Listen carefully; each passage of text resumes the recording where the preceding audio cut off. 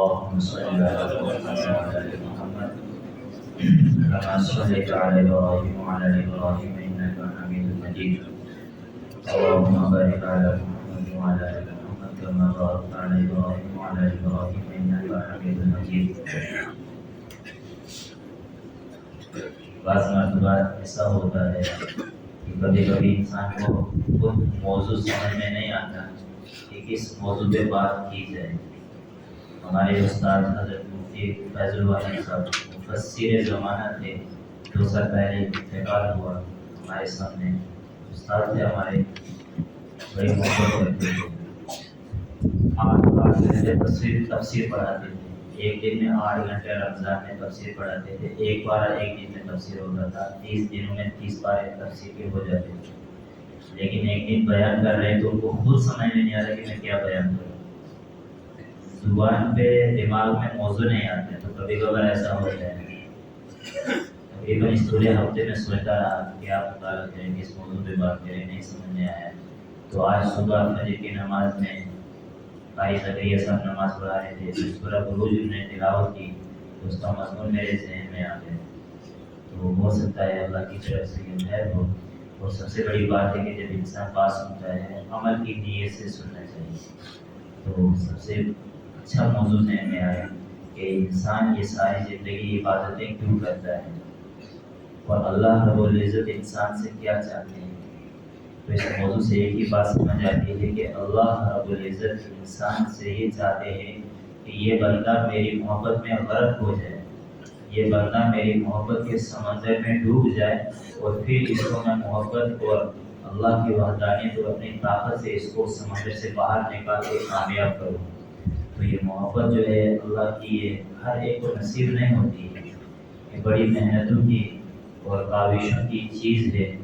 ورنہ عبادت ہر ایک انسان اس لیے کرتا ہے کہ میں اللہ کی پکڑ سے اور عذاب سے بچ جاؤں, اور میں جو عبادت کرتا ہوں اس کے بدلے میں مجھے جنت مل جائے, یعنی کہ نعمتوں کی چیزیں مل جائیں. لیکن حقیقت اس سے یہ ہے کہ اللہ کی محبت مل جائے.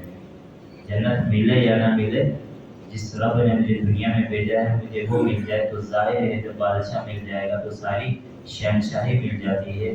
لیکن تصور لانا, نیت کرنا اور اس پہ عمل پیرا ہونا اور زندگی میں بغیر غرض کے اس کام کو کرنا, یہ محبت والوں کا ایک فیلڈ ہوتا ہے. اللہ کرے کہ ہمیں بھی وہ قیادت نصیب ہو, اللہ کرے ہمیں بھی یہ حقیقت نصیب ہو. تو ایک مضمون ہے, اللہ رب العزت نے 1400 سال سے پہلے کی بات ہے جب اللہ کے نبی صلی اللہ علیہ وسلم دنیا میں تشریف نہیں لائے تھے. تاریخ میں آتا ہے کہ 70 سال پہلے حضرت عیسیٰ علیہ السلام کے ماننے والوں کے درمیان کی یہ بات ہے. حضرت عیسیٰ علیہ السلام کے بھی آسمان پہ اٹھ جانے کے بعد کا یہ قصہ ہے.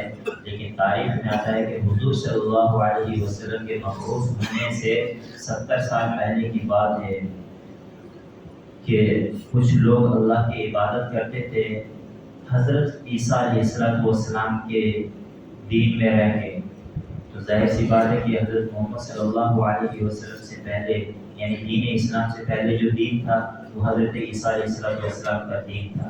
جو لوگ اس پہ عمل کرتے تھے صحیح معنی میں وہ اس وقت کے مسلمان تھے. تو یہ ہر دور میں رہا ہے, حق اور باطل کی جنگ رہی ہے. چاہے جتنا بڑا نبی آیا, جتنی بڑی محنت کی, اس کے اگینسٹ میں ایک قوم کھڑی ہوتی تھی جو اللہ سے نفرت کرتی تھی. سیدھے معنوں میں یہ ہے کہ وہ اللہ کے ساتھ شرک کرتی تھی یا صراحتاً اللہ کا انکار کرتی تھی. تو یہ ہر دور میں رہا ہے. اسی کے ذریعے سے اللہ کی پہچان ہوتی ہے اور اللہ والوں کی پہچان ہوتی ہے. اگر باطل نہ ہو تو حق کی امتیازیت نہیں رہتی ہے. اگر صرف حق ہی ہو تو باطل کیا ہے وہ سمجھ میں نہیں آتا. اس لیے اللہ رب العزت نے یہ دونوں چیزیں رکھی ہیں تاکہ ایک سچا انسان اس میں پہچان کر سکے. تو حضرت عیسیٰ علیہ السلام کے ماننے والے جو لوگ تھے, حضرت عیسیٰ کے بعد بھی جس طریقے سے وہ تعلیمات دے کر گئے تھے وہ اس پہ عمل کیا کرتے تھے. لیکن ایک بادشاہ آیا, اس نے اپنا شرکی عمل اپنی بادشاہی میں شروع کیا اور جو مسلمان تھے ان کو تکلیفیں دینے کا عمل کیا. تو اللہ رب العزت نے اس قصے کو بیان کیا کہ مجھ سے محبت کرنے والے کس حد تک محبت کرتے ہیں, اور بہت کم قصے ایسے ہوتے ہیں اور یہ قصہ جو ہے ترمذی شریف حدیث کی کتاب ہے اس میں بھی بیان ہے، ابن ماجہ ہے اس میں بھی یہ بیان ہے۔ یہ حوالہ میں اس لیے دے رہا ہوں کہ یہ تفسیروں میں یہ قصہ حدیثوں کے ذریعے سے آیا ہے، ورنہ یہ نہ سوچیں کہ یہ کوئی کہانی ہے جو عام طور پہ سنائی جاتی ہے دل بہلانے کے لیے۔ یہ بہت ہی دردناک اور خطرناک قصہ ہے جس کو اللہ نے محفوظ کیا اور اس میں بیان کیا۔ تو اس کا پس منظر یہ تھا کہ ایک جادوگر تھا اس دور میں، اس نے بادشاہ سے جا کے کہا کہ میری عمر بہت زیادہ ہو گئی ہے اور مجھے اپنی زندگی کے جانے والے آثار نظر آ رہے ہیں، تو مجھے کوئی ایسا ذہین بچہ تم دے دو جس کو میں اپنا پورا علم سکھا دوں، تاکہ میرے جانے کے بعد یہ علم باقی رہے۔ اگر میں مر گیا تو یہ علم میرے ساتھ بھی مر جائے گا، دفن ہو جائے گا۔ تو بادشاہ نے اپنی شہنشاہی میں نظر دوڑائی اور ایک ذہین بچے کو جو ہے ہائر کیا، اور اس کے بعد اس کو بتایا کہ آپ نے جو ہے ان کے پاس جانا ہے اور علم حاصل کرنا ہے، جو یہ سکھائیں گے آپ نے اس کو پڑھنا ہے۔ اس نے بولا ٹھیک ہے ہم پڑھیں گے۔ تاریخ میں اس کا نام آتا ہے یوسف ذو نواز، بچے کا نام آتا ہے۔ دوسری روایتوں میں کچھ اور نام ہوگا، لیکن جو مشہور نام ہے وہ یہ ہے کہ یوسف ذو نواز۔ تو وہ اپنے گھر سے اس راہب کے پاس جو وہ جادوگر تھا اس کے پاس جایا کرتے تھے علم سیکھنے کے لیے۔ تو ایک حضرت عیسیٰ علیہ السلام کا ماننے والا جو مسلمان تھا، راستے میں اس کی دکان پڑتی تھی یا اس کا کاروباری کچھ اڈا تھا، وہاں سے وہ گزرتا تھا۔ تو اس راہب نے، اللہ کے بندے نے اس بچے سے کہا کہ بیٹا تم کہاں جاتے ہو؟ تو اس نے کہا کہ میں فلانی جگہ جا کے اس سے یہ علم سیکھتا ہوں، وہ ایسے ایسے بتاتا ہے، ہم ایسے لوگوں کی نظر کو بند کر سکتے ہیں، ان کو مردہ زندہ کر کے دکھا سکتے ہیں، یا ان کو جو ہے ان کی مشکل کو دور کرنے کا عمل دکھا سکتے ہیں۔ تو اس نے کہا دیکھو اللہ کے سوا زندگی اور موت کوئی نہیں دے سکتا، اللہ کے سوا روزی اور بیماری کوئی نہیں دے سکتا، اللہ کے سوا شفا اور کامیابی کوئی نہیں دے سکتا، یہ سب دنیا کے تماشے اور کھیل ہیں، ایسا کچھ نہیں ہے۔ پھر ایک اللہ کی ذات ہے جو ہر طاقت کی مالک ہے، جو ہر حکومت کی مالک ہے، جو ہر نقصان اور نفع کی ملکیت کا جو ہے حق رکھتی ہے۔ یہ باقی دنیاوی جتنے بھی انسان ہیں وہ سارے برابر ہیں۔ اس بچے کے ذہن میں یہ بات بیٹھ گئی۔ تاریخ میں آتا ہے کہ اسی اثنا میں ایک جو راستہ تھا، میں جو شارع تھا جس سے لوگوں کا گزر بسر ہوتا تھا، اس میں ایک جانور، روایتوں میں دابہ آتا ہے، یعنی کہ ایک جانور بیٹھ گیا۔ تاریخ میں دو چیزیں آتی ہیں، یا تو شیر تھا یا اژدہا تھا۔ تو کچھ لوگ اس طرف کھڑے ہو گئے، کچھ لوگ اس طرف کھڑے ہو گئے کہ ہمیں راستہ گزرنا ہے، دوسرا راستہ نہیں ہے، لیکن یہ جانور بیچ نہ کے بیٹھ گیا ہے، اگر اس کو کسی نے مارا پتھر تو اس کی خیریت نہیں ہے۔ اتنے میں یہ بچہ وہیں سے گزر کے سبق پڑھنے جاتا تھا، تو وہ بچہ سامنے آ گیا، تو اس نے پتھر اٹھایا اور لوگوں سے کہا کہ پیچھے ہٹ جاؤ، اگر یہ جو راہب ہے اگر اس کا رب سچا ہے، اس کے نام سے میں جانور کو پتھر مارتا ہوں اور اٹھ کے چلا جاتا۔ تو اس نے وہ پتھر مارا، پوری قوم نے یہ منظر دیکھا۔ تو روایت میں آتا ہے یا تو جانور اٹھا دودھ پلاتا ہوا چلا گیا، دوسری روایت میں آتا ہے کہ وہ مر گیا اس پتھر سے، اور غالب گمان یہی ہے کہ مر گیا، کیونکہ پتھر مارنے سے کوئی جانور ویسے بھی اٹھ کے بھاگ سکتا ہے۔ تو لوگوں پہ وہ اثرات پڑے جو اثرات ایک متاثر ہوتے ہیں، تو غالباً وہ جانور مر گیا۔ اس کے بعد لوگوں میں ایک شور مچ گیا کہ چھوٹا سا بچہ، اس نے کچھ کلمات کہے اور اس نے کہا کہ اللہ کے سوا کوئی طاقت نہیں رکھتا ہے نفع اور نقصان کی، اس کے نام سے اس نے اس کو پتھر مارا اور یہ مر گیا۔ تو لوگ جو ہے زیادہ تر اسلام میں داخل ہونے لگے۔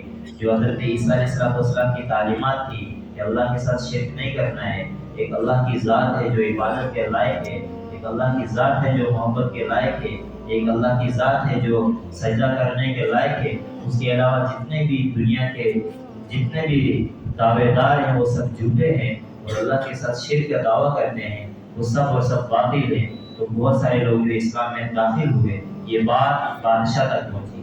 تو بادشاہ نے جو ہے کہا کہ اس بچے کا دماغ کس نے خراب کیا، یہ کس نے یہ بات اس کو سکھائی کہ اللہ ہے اور اس کے ساتھ جو ہے کوئی شریک نہیں ہے، اور وہ اکیلا ہے، وہ طاقت رکھتا ہے اور ہمارے معبودوں کی توہین کر رہا ہے، یہ بات کس نے سکھائی اس بچے کو؟ حالانکہ اس بچے کا تعین ہم نے کیا تھا یہ جا کے جو ہے تعلیم سیکھے گا اور لوگوں کو جو ہے رہبری کرے گا ہمارے دین کی۔ یہ دوسرا دین کس نے سکھایا؟ وہ نبی تو بہت پہلے چلے گئے، حضرت عیسیٰ علیہ السلام جو یہ تعلیم بتاتے تھے۔ تو بات پہنچی کہ فلاں راہب نے جو پادری ہے اس نے اس کو سکھایا، تو سب سے پہلے اس راہب کو لا کے قتل کر دیا گیا، یعنی کہ جو حضرت عیسیٰ علیہ السلام کے علم کا عالم تھا اس کو شہید کر دیا بادشاہ نے اس کو بلوا کے۔ لیکن بلوانے کے بعد جو ہے اس نے دیکھا کہ بہت سارے لوگ اس منظر کو دیکھ کے اسلام میں داخل ہو گئے تھے، تو اس نے ایک آگ جلائی جس کو قرآن کریم نے محفوظ کیا، اذ ہم علیہا قعود۔ تو اس نے بادشاہ نے یہ اعلان کر دیا کہ جو اسلام سے ہٹ جائے گا اس کو بخش دیا جائے گا، اور جو اسلام سے نہیں ہٹے گا، اسلام کا دعویٰ کرے گا، وہ اس آگ میں ڈال دیا جائے گا۔ تو لوگ جو ہے جنہوں نے حق دیکھ لیا تھا، جن کو روشنائی اللہ نے دے دی تھی، جن کے دلوں کو اللہ نے منور کر دیا تھا، وہ خوشی سے آگ میں کود گئے اور سامنے جلتے ہوئے نظر آنے لگے۔ تو بادشاہ اور اس کے جتنے بھی ماننے والے حواریین تھے ان کے لیے بڑا اسٹیج سجایا، اس کے اوپر بیٹھ کے وہ تماشا دیکھ رہے تھے جلنے والوں کا۔ تو اسی اثنا میں ایک عورت اس کے بچے کو بادشاہ نے خود چھین کے پھینکا آگ میں، اور عورت جو ہے جھجک گئی کہ بچہ تو جل گیا لیکن میں ڈر گئی ہوں آگ سے۔ تو بچے نے آگ میں سے آواز دی، یا امی لا تخف، اس سے اتنا سننا تھا کہ ماں بھی جو ہے آگ میں کود پڑی۔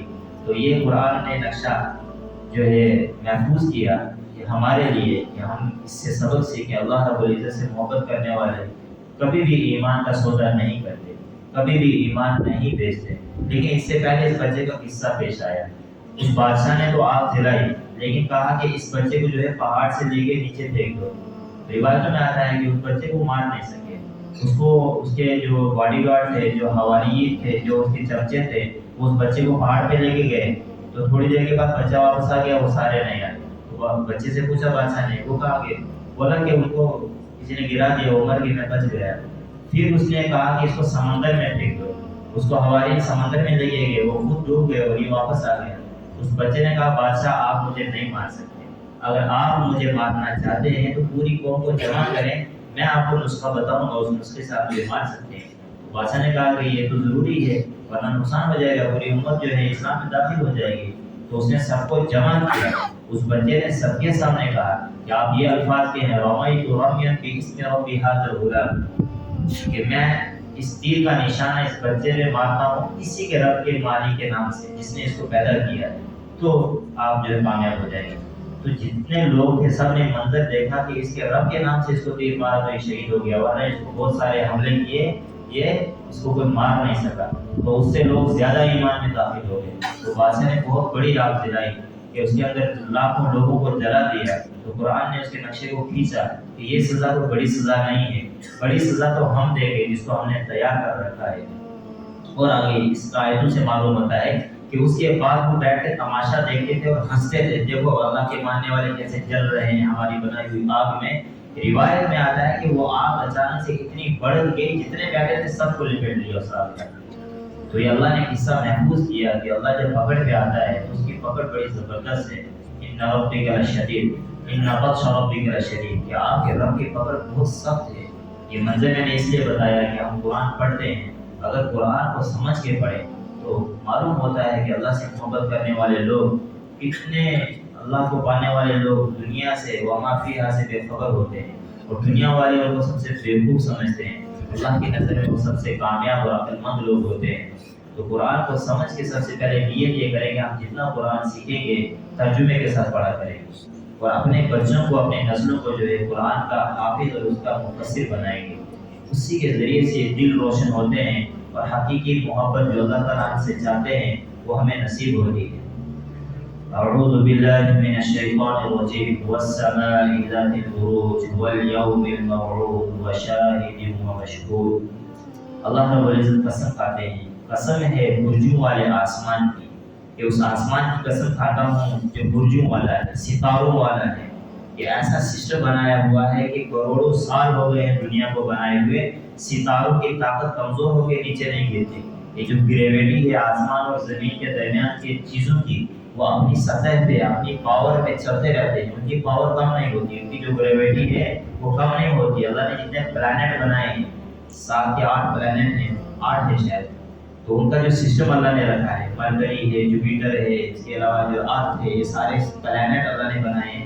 جن لوگوں نے سائنس پڑھی ہے تو ان کی گریویٹی معلوم ہوتی ہے کہ زمین اور آسمان کے درمیان کی ایک پاور ہے، وہ ایک دوسرے کو ٹچ نہیں ہونے دیتی، اگر ہو جائے گی تو تہس نہس ہو جائے گا، اور وہ ایک دن ہونا ہے جس کا اللہ نے وعدہ کیا ہے، والیوم الموعود، اور اس دن کی قسم کھاتا ہوں جس کا وعدہ کیا ہے کہ وہ واپس آنے والا ہے، یعنی کہ قیامت کا دن ہے، وشاہد و مشہود، اور مشاہدے کا دن، آنے والا دن یعنی جمعہ کا دن، وہ مشہور اور عرفہ کا دن مشہور روایت میں آتا ہے، ورنہ دوسری روایت میں آتا ہے کہ شاہد و مشہود وہ دن جس دن اللہ اپنے بندوں کو اپنے سامنے حاضر کرے گا اور وہ لوگ اپنے رب کو اپنے سامنے حاضر پائیں گے، یعنی کہ قیامت کا دن۔ قتل اصحاب الاخدود، کہ ہلاک کر دیے گئے وہ لوگ جنہوں نے خندق کھودی تھی، جنہوں نے آگ کے لیے گڑھے کھودے تھے، خندق کہتے ہیں اس کو عربی میں، النار ذات الوقود، اور وہ آگ والے جنہوں نے دہتی ہوئی آگ کے انگارے بنائے تھے، اذ هم علیہا قعود وهم علی ما یفعلون بالمؤمنین شہود، اور وہ لوگ اپنی مسری پہ بیٹھ کے تماشائی تھے ان ایمان والوں کے جن کو آگ میں جلایا جا رہا تھا، وهم علی ما یفعلون بالمؤمنین شہود، اور وہ جو انہوں نے کیا ایمان والوں کے ساتھ، یعنی جو زیادتی انہوں نے ایمان والوں کے ساتھ کی اور ان کا پھر تماشا دیکھتے رہے، شہود، اور ان کے جو ہے تماشائی بن گئے۔ وما نقموا منهم الا ان يؤمنوا بالله العزيز الحميد، اور انہوں نے ان سے بدلہ نہیں لیا صرف اس بات پہ کہ انہوں نے اللہ پر ایمان لایا، یعنی کہ اس بادشاہ نے ایمان والوں کو کسی اور چیز کی سزا نہیں دی، اگر سزا دی تو اس بات کی دی کہ اللہ کو اللہ کیوں مانا تو اللہ کہتے ہیں کہ کوئی بات نہیں، ان کے دل بھی آنے والے ہیں، باللہ العزیز الحمید، اس رب کو تم نے اپنا رب مانا جو زبردست غالب اور تعریفوں کے لائق ہے، الذی لہ ملک السماوات والارض، اور اسی کی بادشاہی ہی ہے زمین اور آسمانوں میں، اور اس کے علاوہ کوئی بادشاہی کا حقدار نہیں ہے، واللہ علی کل شیء شہید، اور اللہ رب العزت زبردست ہر چیز کا گواہ ہے، دیکھنے والا ہے۔ آپ نے دیکھا ہوگا قرآن کریم میں بہت ساری جگہوں پہ، یہ قرآن کا بڑا امتیاز ہے کہ جو واقعات چل رہا ہوتا ہے اس کے اکارڈنگ میں الفاظ آتے ہیں، کہ یہاں پر وہ لوگ تماشا دیکھ رہے تھے ہر چیز کا، تو اللہ کہتا ہے میں بھی دیکھنے والا ہوں، اور اللہ رب العزت جو ہر چیز پہ قادر ہے، کہ ہر چیز کو دیکھتا ہے۔ بعض جگہ مقامات پر ہے واللہ علی کل شیء وکیل، کہ اللہ رب العزت ہر چیز میں صحیح انصاف اور وکالت کرنے والا ہے۔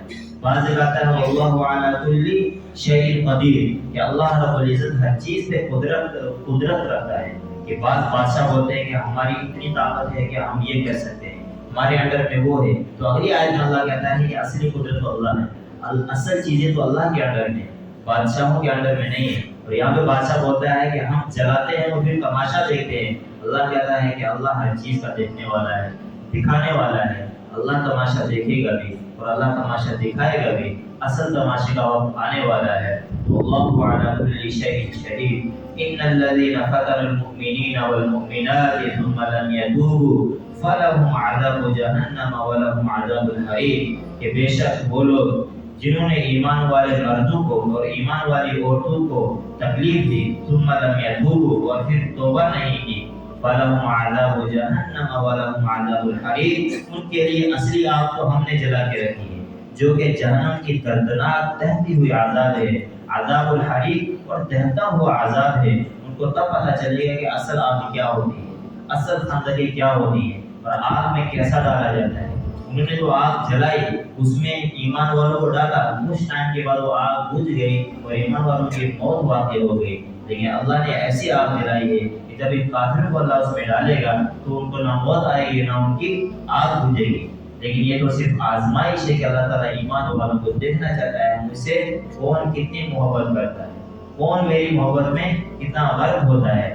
ان الذين امنوا وعملوا الصالحات لهم جنات تجري من تحتها الانهار ذلك الفوز الكبير، کہ جو لوگ ایمان لائے اور نیک اعمال کیے ان کے لیے ہم نے ایسے باغات تیار کیے ہوئے ہیں کہ جن کے نیچے سے نہریں جاری ہوتی ہیں، ان کے منظر اتنے دلکش ہوتے ہیں کہ جنہوں نے یہ دنیا میں ٹیمپریری منظر دیکھے ہوتے ہیں ان کو اس کا اندازہ ہوتا ہے۔ فرعون نے ایک جنت بنائی تھی، اس کے سامنے نہر بنائی تھی، دریائے نیل کا پانی کاٹ کے اپنے محل کے سامنے سے گزارا، اور شام کے ٹائم جو ہے وہ بیٹھ کے اس کے مناظر دیکھتا تھا اور اپنے دل میں خوش ہوتا تھا کہ میں رب ہوں اور یہ میری جنت ہے، تو وہ تو فانی ہو گیا، اللہ نے اسی نہر اور اسی جنت کے پانی میں اس کو غرق کر دیا۔ دریائے نیل جس کو اپنی جنت کی نہر کہا کرتا تھا، اللہ نے اسی میں اس کو غرق کر دیا۔ اللہ رب العزت بتاتے ہیں کہ اصل نہر تو وہ ہے جو ہم نے تیار کی ہے ایمان والوں کے لیے، کہ کل قیامت کے دن وہ دیکھیں گے۔ اور دنیا میں بھی جو لوگ اس کا اندازہ کرتے ہیں اور جن کا اندازہ نہیں ہے، جو کشمیر گئے ہوں گے، انہوں نے اس بات کا اندازہ کیا ہوگا کہ جو اللہ تعالیٰ نے بار بار جنات النعیم، جنات من تحتها الانہار کا جو منظر کھینچا ہے بار بار جگہ میں قرآن میں اللہ رب العزت نے، وہ یہ ہے کہ نہر کی خوبصورتی باغ کی وجہ سے ہوتی ہے، باغ کی خوبصورتی نہر کی وجہ سے ہوتی ہے۔ ان دونوں کی خوبصورتی کو دیکھنے کے لیے اللہ نے ایک مخلوق بنائی ہے، اور انسان سے زیادہ لطف اندوز کسی اور چیز سے کوئی اور مخلوق نہیں ہو سکتی ہے۔ تو اللہ رب العزت انسان کو یہ سکھاتے ہیں کہ مجھ سے حقیقی محبت کرو، حقیقی نعمتوں سے نوازے جاؤ گے۔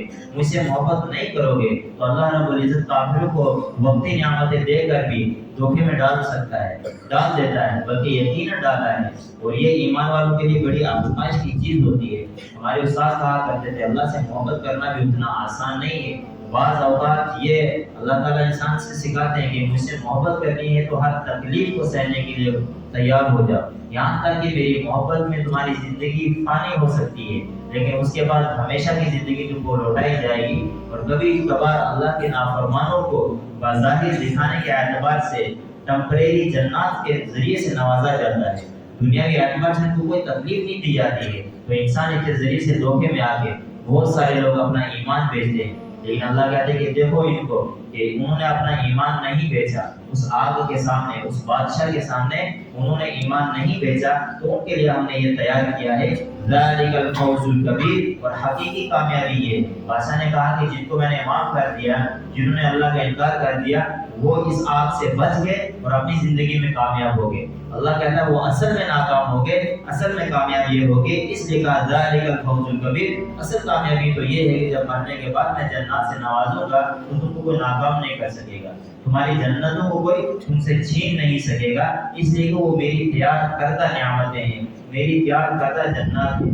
لیکن یاد رکھو ان بطش ربک لشدید، آگ والوں سے اللہ نے کہا۔ اور یہ جب اللہ کے نبی صلی اللہ علیہ وسلم کے اوپر یہ صورت نازل ہوئی، اللہ کے نبی صلی اللہ علیہ وسلم نے صحابہ کرام کو یہ قصہ سنایا، تو صحابہ کے دماغ میں کیا منظر آیا، یعنی کہ ایمان والوں کو بتایا جا رہا تھا کہ تم پہ حالات آنے والے ہیں اور تم بھی ان حالات کے لیے تیار ہو جا۔ تو صحابہ کے دل میں کیا محبت جاگی ہوگی اللہ کی کہ کاش ہمارے ساتھ ایسے قصے پیش آئیں اور ہم ان سے لڑیں اور اللہ کے ساتھ وفا کر کے ہم دکھائیں، ہم اقرار کر کے دکھائیں، ہم ایمان نہ بیچیں جیسا کہ بعض لوگوں نے ایمان بیچا، وہ اپنی زندگی کو ضائع کر گئے تھے، وہ اپنی کامیابی کو ناکامی میں بدل گئے تھے۔ لیکن کہا ان بطش ربک لشدید، لیکن ایمان والوں کو مایوس ہونے کی ضرورت نہیں ہے، اس لیے کہ ان کا رب زندہ ہے اور اس کے رب کی پکڑ بڑی سخت ہے۔ ان بطش ربک لشدید، کہ آپ کے رب کی پکڑ جو ہے بڑی سخت ہے۔ انہ هو یبدئ و یعید، کہ اس کی پکڑ ایسی ہے کہ وہ موت بھی دیتا ہے پھر زندگی بھی دیتا ہے، پھر زندگی دے کے موت دیتا ہے، ہڈیوں کو مٹی میں بدل دیتا ہے، پھر اس مٹی سے تمہاری ہڈیاں پیدا کر کے واپس قیامت کے دن لوٹاتا ہے۔ وہ یعید، اور اس کو لوٹانا بھی آتا ہے اور وہ لوٹانے والا ہے، اور اس کے بعد وہ انصاف کرے گا اور اپنے ماننے والوں کی مغفرت کرے گا۔ وَهُوَ الْغَفُورُ الْوَدُودُ، اور وہ محبت بھی انتہا کی کرتا ہے۔ وَهُوَ الْغَفُورُ، اور وہ زبردست مغفرت کرنے والا ہے ان لوگوں کی جنہوں نے اللہ کا دعویٰ کیا، جنہوں نے باطل کے سامنے لا الہ الا اللہ کے کلمے کو بلند کیا اور ذرا سی زندگی اور چھوٹی سی نعمت کے لیے انہوں نے اپنے ایمان کا سودا نہیں کیا۔ والودود، اور اللہ رب العزت جو ہے اپنے بندوں سے انتہا کی محبت کرنے والا ہے، بے انتہا محبت کرنے والا ہے، اتنی محبت کرنے والا ہے کہ غالبی نے کہا ہے اپنے فلسفے میں اور اپنے جو ہے اس کتابچے میں اس نے بڑے اچھے الفاظ کہے کہ اللہ کیا ہے، اللہ جب اپنے بندے سے محبت کرتا ہے اور بندہ اس کی طرف تھوڑا سا لپکتا ہے تو اس کی ستائی کرتا ہے، اس کے گناہوں کو چھپاتا ہے، اور اس کے بعد کیا کرتا ہے، اس کی مغفرت کرتا ہے، اور اس کے بعد کیا کرتا ہے، اس کے بعد اس کو اپنے پاس بلاتا ہے اور اس کے بعد اس سے محبت کرتا ہے۔ والودود، اور انتہا کی محبت کرتا ہے۔ پھر اتنا ہی نہیں، محبت کرنے کے بعد کہتا ہے کہ تو نے جو گناہ کیے وہ گناہ میں نے لوگوں سے چھپا دیے، اور چھپائے نہیں بلکہ ان گناہوں کو میں نے جو ہے نیکیوں سے بدل دیا۔ وَيُبَدِّلُ اللَّهُ سَيِّئَاتِهِمْ حسنات، تو اللہ رب العزت نے جو ہے اتنی محبت کی تم سے کہ اس نے تمہارے گناہوں کو نیکیوں میں کنورٹ کر دیا۔ ایسا نہیں کہ گناہ مٹا دیے اس کے بدلے میں کچھ نہیں دیا، گناہ مٹایا اور ان کی جگہ پور کر دی، کس سے؟ نیکیوں سے۔ وہ اللہ ہے اور اللہ وفا کرنا جانتا ہے، اور وہ صحیح وفا اگر تو کر سکتا ہے اپنے بندے سے، وہ اللہ کی ذات ہے۔ انسان تو انسان کو دھوکہ دے دیتا ہے، بعض مرتبہ کہ انسان دوسرے کے لیے قربانی دیتا ہے، وقت آنے پہ وہ انکار بھی کر سکتا ہے، حالات کی مجبوری کے اعتبار سے، خود غرضی کے اعتبار سے، دھوکے بازی کے اعتبار سے انسان دھوکہ دے سکتا ہے، لیکن اللہ کہتا ہے کہ وہ دھوکہ دینے والا نہیں ہے، وہ مغفرت کرے گا اور پھر محبت بھی کرے گا اور پھر کامیاب بھی کرے گا، اور جو وعدہ کیا ہے اس کو پورا بھی کرے گا۔ ذو العرش المجید، وہ تو عرش کا مالک ہے، وہ تو تعریفوں کے لائق ہے، المجید، اور وہ تعریفوں کے لائق ہے، وہ تو مشرف ذات ہے، وہ تعریفوں کی ذات ہے، وہ بلند اور پاکیزہ ذات ہے، اس کا دھوکہ جھوٹا نہیں ہو سکتا ہے۔ فعال لما یرید، اور وہ جو چاہتا ہے وہ کرتا ہے، اس کو کوئی روکنے والا نہیں ہے۔ جب اللہ کسی بات کا ارادہ کرتا ہے، فعال کر گزرتا ہے، لما یرید، کس کا ارادہ کرتا ہے؟ جو چاہتا ہے۔ حل اتاک حدیث الجنود، اور لوگوں کو بتا دو کہ اللہ دھوکہ نہیں دیتا ہے، اللہ وعدے پورے کرتا ہے۔ حل اتاک حدیث الجنود، ان کو وہ قصہ سنا دو جب ان کے پاس لشکر والے آئے تھے۔ کس کے پاس؟ اللہ کے پاس۔ کیسے آئے تھے؟ انہوں نے دعویٰ کیا۔ اللہ کے پاس آنے کا مطلب یہ ہے کہ انہوں نے اپنے لشکر کی تعداد کو زیادہ دیکھا تو انہوں نے اللہ کو للکارا اور کہا کہ ہم اللہ سے جنگ کریں گے۔ اللہ کہتا ہے نبی صلی اللہ علیہ وسلم اپنے ساتھیوں کو بتا دو، غمگین نہ ہو، اگر کافروں کی تعداد زیادہ ہے تو ان کو وہ قصہ یاد دلا دو، حل اتاک حدیث الجنود، جب وہ قصے جنود والے آئے تھے، وہ لشکر والے آئے تھے۔ فرعون و ثمود، کون تھے وہ فرعون تھا اور اس کے جو ہے حواریین تھے، اور ثمود والے جو قوم تھی، قوم ثمود تھی، انہوں نے اللہ سے ٹکر لی تھی۔ کیا کیا انہوں نے؟ بل الذین کفروا فی تکذیب، کہ انہوں نے جو ہے اللہ کے ساتھ کفر کیا اور وہ جو ہے جھٹلانے میں جو ہے کمر پیستہ ہو گئے کہ اللہ بار بار حق دکھا رہا ہے، اللہ بار بار معجزے دکھا رہا ہے، اس کے باوجود وہ اللہ کا انکار کر رہے تھے۔ واللہ من ورائہم محیط، پھر اللہ نے ان کو جو ہے پکڑا۔ کیسا پکڑا؟ کہ انہوں نے دعویٰ کیا کہ ہم اللہ سے لڑنے جا رہے ہیں، ہم اللہ کے ماننے والوں کو دریا میں ڈبونے جا رہے ہیں، ہم اللہ کے ماننے والوں کو موسیٰ کے ساتھ قتل کرنے جا رہے ہیں۔ تو اللہ کہتا ہے کہ وہ آگے دوڑ رہے تھے اللہ سے لڑنے کے لیے، اللہ نے پیچھے سے ان کو پکڑا۔ وہ سوچ رہے تھے کہ اللہ سامنے ہے، ہم سامنے جا کے وار کریں گے، ان کو معلوم نہیں کہ ان کا رب ان کے پیچھے سے کو پکڑنے والا ہے، کہ وہ دریا میں داخل ہوئے، اللہ نے پیچھے سے پانی کو کہا کہ غرق کر دے، ڈوب گیا۔ اور کس طریقے سے ہلاک ہوا پورا قصہ سارے جانتے نہیں، بلکہ اس کی لاش کو بھی اللہ نے ابھی تک باقی رکھا ہے عبرت کے لیے، کہ کسی کو یقین نہ آئے تو اس کی لاش کو دیکھ کے یقین کر لے کم سے کم کہ اللہ کی پکڑ جو ہے بڑی زبردست ہے۔ جو پیچھے کہا ان بطش ربک لشدید، اور کہا کہ یہ تو کوئی پکڑ نہیں ہے، یہ تو صرف ایمان والوں کا حوصلہ بڑھانے کے لیے قصہ ہم نے کیا، ورنہ اس کی ضرورت نہیں ہے۔ اور اس کی ضرورت نہیں کہ ہم نے جو آگ لپٹ گئی، جو آگ جنہوں نے جلائی تھی وہ سب کو جلا گئی، وہ تو کوئی بدلہ نہیں ہوا، وہ تو کوئی سزا نہیں ہوئی ہے۔ اصل سزا تو ہم نے آخرت کے لیے تیار کی ہے، کیونکہ انہوں نے ہزاروں ایمان والوں کو جلایا، اور ایک بادشاہ کو ایک آگ نے لپٹا، ایک بار مر گیا۔ کل قیامت کے دن اس بادشاہ کو ہم 1000 بار زندہ کریں گے، 1000 بار جلائیں گے تو بدلہ پورا ہوگا۔ ایک انسان 99 قتل کرتا ہے، حکومت اس کو پکڑ کے اس کے بدلے میں اس کو قتل کرتی ہے، وہ تو ایک انسان کا بدلہ واپس آیا، ابھی 98 آدمی کا بدلہ کہاں ملے گا؟ اس کے لیے اللہ نے قیامت بنائی ہے کہ 98 بار اس کو قتل کیا جائے گا، 98 بار زندہ کیا جائے گا۔ کسی نے 1000 بار ظلم کیا ہے، اس کے ساتھ 1000 بار بدلہ لیا جائے گا۔ یہ اصل انصاف ہے، اس کے لیے اللہ نے قیامت بنائی ہے۔ وَلِلَّذِينَ كَفَرُوا يُكَذِّبُونَ وَلِلَّذِينَ كَفَرُوا فِي تَكْذِيبٍ وَاللَّهُ مِن وَرَائِهِم مُحِيطٌ بَلْ هُوَ قُرْآنٌ مَجِيدٌ۔ اور یقین مانو یہ جو ہم سنا رہے ہیں یہ جھوٹ نہیں ہے، یہ سچ ہے، اس لیے کہ ہم نے قرآن مجید کو محفوظ کیا ہوا ہے، اس کو ہم نے جو ہے سیو کیا ہوا ہے، اس کو کوئی ڈیلیٹ نہیں کر سکتا، اس میں کوئی چینجنگ نہیں کر سکتا۔ فی لوح محفوظ، اگر دنیا میں ہم نے نسخہ بھیجا ہے تو لوح محفوظ میں حقیقی معنی میں قرآن محفوظ ہے اور قیامت تک وہاں محفوظ رہے گا۔ اگر دنیا میں کوئی چیلنج کرتا ہے مٹائے گا تو وہ نہیں مٹا سکتا، کیونکہ ان آیتوں کا لنک جو ہے لوح محفوظ میں لنک ہے، اس کے ساتھ جڑا ہوا ہے، اس کو کوئی جھٹلا نہیں سکتا، اس کو کوئی مٹا نہیں سکتا۔ اس لیے کہ اللہ سے محبت کرنے والے کبھی ناکام نہیں ہو سکتے دنیا میں، اسے اللہ تعالیٰ نے ان کی مدد کے لیے قصے بیان کیے ہیں۔ اور ہمیشہ میں نے کہا کہ آگے والی صورت کا پیچھے والے کے ساتھ تعلق ہوتا ہے، پیچھے والی صورت کا آگے والے کے ساتھ تعلق ہوتا ہے۔ جو پیچھے والی صورت ہے اذا السماء انشقت، اس کے آخر میں اللہ تعالیٰ نے بیان کیا ہے ایمان والوں کی صفتیں کہ بللذین کفروا یکذبون واللہ اعلم بما یوعون فبشرهم بعذاب علیم. تو یہاں سے موضوع چینج ہوتا ہے تو آگے والی صورت میں اسی کو شیئر کیا اللہ تعالیٰ نے کہ ان کو خوشخبری سنا دو عذاب کی. جو لوگ اکڑتے ہیں، جو لوگ انکار کرتے ہیں، جو ایمان والوں کو پریشان کرتے ہیں، تاکہ ایمان والوں کو ہم حوصلہ دیں کہ تمہارا رب تمہارے ساتھ ہے، صرف تم نے جو ہے ڈٹ جانا ہے اور اپنے رب کے کلمے کو دنیا میں بلند کرنا ہے تاکہ تم دنیا میں بھی کامیاب ہو جاؤ اور آخرت میں بھی کامیاب ہو جاؤ. اور دنیاوی زندگی عارضی ہے اور آخرت کی زندگی عارضی ہے. اللہ رب العزت مجھے بھی اور آپ کو بھی سمجھنے کی توفیق دے اور اپنے ایمان کو مضبوط کرنے کی توفیق دے. 2-3 باتیں یاد رکھیں، بیٹھیں ابھی تو 2-3 منٹ ہے. بعض مسائل ہوتے ہیں ان پہ دھیان دینا چاہیے. ایک تو جمعہ کا دن ہوتا ہے، بہت مبارک دن ہوتا ہے. دیکھیے قرآن کریم میں بھی جو ابھی آیت پڑھی ہے اس میں بھی قرآن کریم کے اندر جو ہے جمعہ کے دن کی فضیلت بھی ہے اور اللہ تعالیٰ نے اس دن کو جو ہے ہفتے کا سردار بنایا ہے. گویا کہ ایک ہفتے کی عید کا دن جو ہے وہ جمعہ کا دن ہے، یہ عید کی مثل مانا جاتا ہے اس کو. تو ایمان والوں کا یہ حق بنتا ہے کہ وہ اللہ کے سامنے پاک صاف بن کے آئیں، اس لیے کہ اللہ رب العزت خود پاک صاف ہے اور اللہ تعالیٰ خود خوبصورت ہے. اسے خوبصورت بن کے آنا چاہیے. کیا فرق پڑتا ہے، اتنی دولت کماتے ہیں اگر ہم لباس بھی لگ کرنا چاہیے. بعض لوگ جمعہ کے دن بھی وہی ٹی شرٹ وہی کھٹے پھٹے کپڑے میں آتے ہیں تو اللہ کو یہ خوبصورت نہیں لگتا ہے. اللہ اپنے بندے کو خوبصورت دیکھنا چاہتا ہے اور اللہ کی دی ہوئی نعمت یعنی دولت کا سب سے بڑا حق، پہلا حق یہ ہوتا ہے کہ وہ اپنی زندگی کو سنوارے. یعنی کہ اگر اس کی کھانے کی غذا نہیں ہے تو اگر روزی کماتا ہے سب سے پہلے اپنے کھانے کو درست کرے.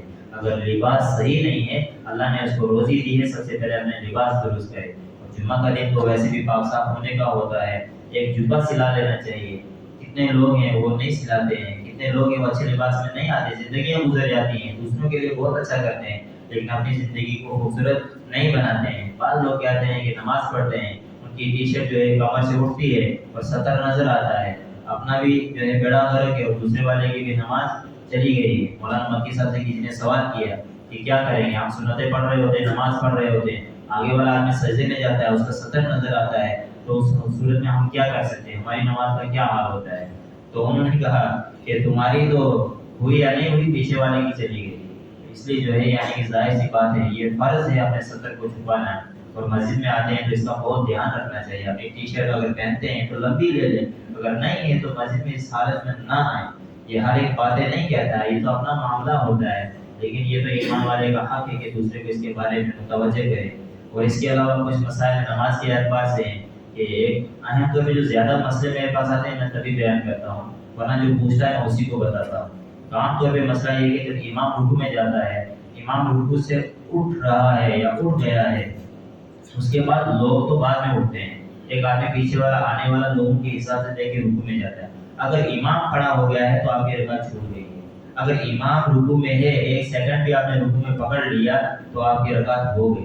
لیکن اس میں جو ہے کبھی بھی عجلت نہیں کرنی چاہیے. اطمینان ہے تو لے لیں، نہ ہو تو 1 رکعت پڑھنے میں کیا فرق جاتا ہے، کیونکہ 1 رکعت کی وجہ سے اپنی نماز ضائع کرنی ہے. اس لیے اس بات کا خاص طور پہ دھیان رکھیں. اور دوسری چیز، آتے ہی ہم اللہ اکبر کہتے ہی رکوع میں چلے جاتے ہیں. رکوع سے پہلے کم سے کم 1 سیکنڈ کا قیام، کھڑے ہونا فرض ہے، کیونکہ قیام پہلی شرط ہے اور یہ فرائض میں سے ہے. آپ قیام کریں گے تو نماز شروع ہوگی. اگر آپ ڈائریکٹ رکوع میں چلے گئے، دوڑتے دوڑتے آئے اور رکوع میں اللہ اکبر کہتے ہوئے چلے گئے تو آپ کی نماز ہی شروع نہیں ہوئی تو ختم کہاں سے ہوگی. ان باتوں کا خاص دھیان رکھیں. اللہ تعالیٰ آپ کی توفیق دے.